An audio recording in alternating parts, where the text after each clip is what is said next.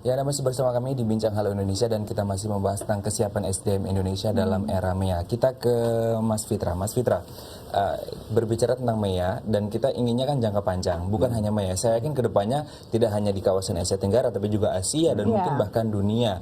Nah, melihat fenomena ini, apa yang harus dipersiapkan paling dasar dari SDM di Indonesia? Karena kita berbicara juga masalah regenerasi. Ya, seperti apa?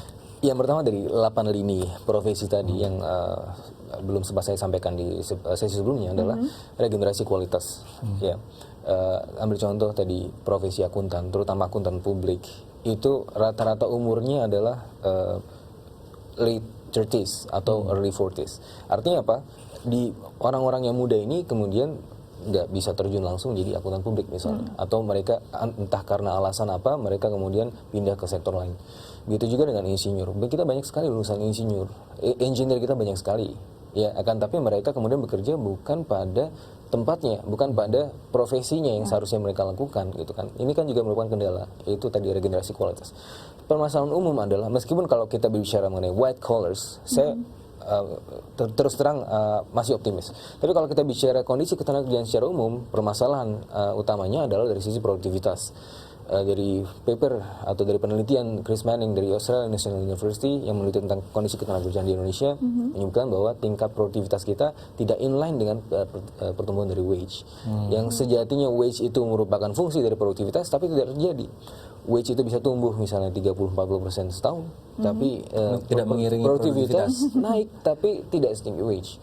Gitu. Meskipun kemarin ada perbaikan dari sisi paket kebijakan ekonomi kelima yang kemudian menyebutkan atau formula penentuan upah minimum, itu menurut saya sudah jauh lebih baik. Tapi yang masalah utamanya root cause-nya, masalah daya saing ini kemudian belum terpecahkan. Nah, salah satunya adalah sebagaimana yang saya sempat melakukan studi banding antara Jerman dengan di Indonesia. Mereka Kementerian Ketenagakerjaannya mendapatkan porsi yang paling bahkan sangat penting, ya karena mereka salah satu-satunya bahkan dari sekian banyak sumber daya manusia mereka yang kemudian paling perhatikan. Dan politik anggarannya adalah memperkuat kementerian ini. Salah satu breakdown-nya atau salah satu turunan kebijakannya adalah mereka punya BLK, ya, di mana didesain di sana 133.000 orang, ya, yang didesain untuk sebagai PNS untuk kemudian memberikan pelatihan itu. Tapi di Indonesia, kalau kita bandingkan saja posturnya itu sangat kemudian terbatas, hanya 1.300 orang.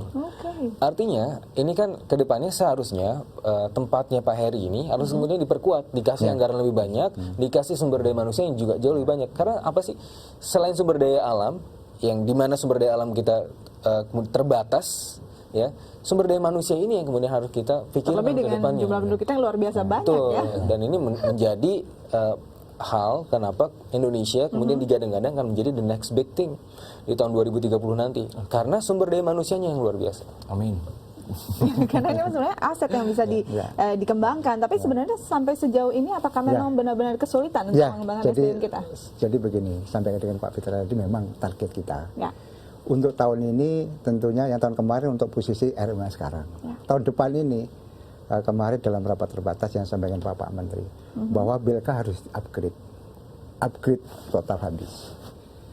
Upgrade-nya inilah tentunya menggunakan dana. Oleh karena itu Pak Menteri Ketenagakerjaan tentunya sudah menyampaikan juga kepada Menteri Keuangan karena harus upgrade segala macamnya terkait dengan fasilitasnya, pelatihan, instrukturnya, terserti sejauh mana. Nah, ini tentunya adalah untuk meningkatkan daya saing.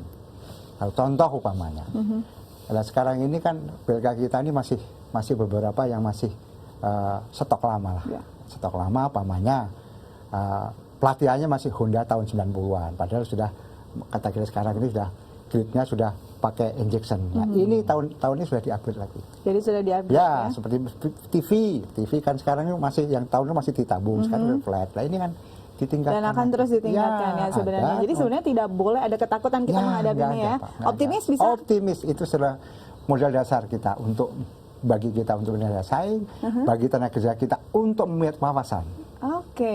Ini loh. Sukses terus, semoga kita Bagaimana benar-benar ke depan ini? optimis dan bisa kompeten ya Amin. menghadapi Mei. Amin. Terima kasih banyak untuk kehadiran di Al Indonesia. Sukses juga untuk Mas Fitra. Terima kasih. Baik, kita masih punya banyak informasi menarik lainnya. Tetap bersama kami di Halo Indonesia.